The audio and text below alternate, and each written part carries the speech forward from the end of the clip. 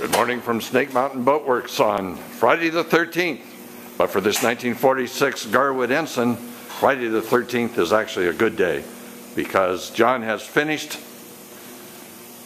installing all of the new planking, bunging all of the countersinks, sawing them off. We use a Japanese detail saw to clean the bungs off. That saw has no lateral facing teeth. It's absolutely smooth on the edge, so we're able to sand right down to the wood. So John, why don't you give us sort of a wrap-up of where you started? And well, after getting the planking on the boat, I put over 500 fasteners in the deck itself, and then I went through and I put all the bungs in. Now I cut all the bungs off and I sanded in the back here to the back seaboard. Now I'm going to take some 40 grit sandpaper and I'm going to start sanding. When I started out, I gave my boards the thickness I needed to come out nice and even with the transom here.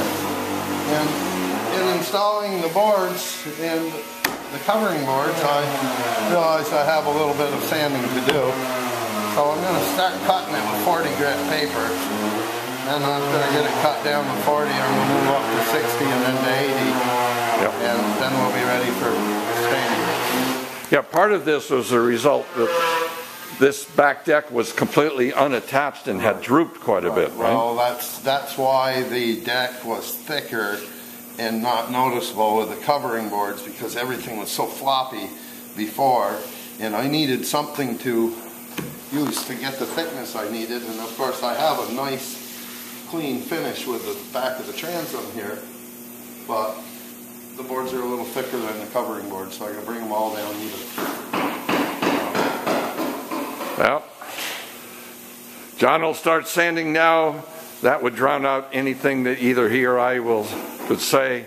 We have our pneumatic longboard attached to our pulse back central vacuuming system, so that it's remarkable how little dust residue we leave behind the sander.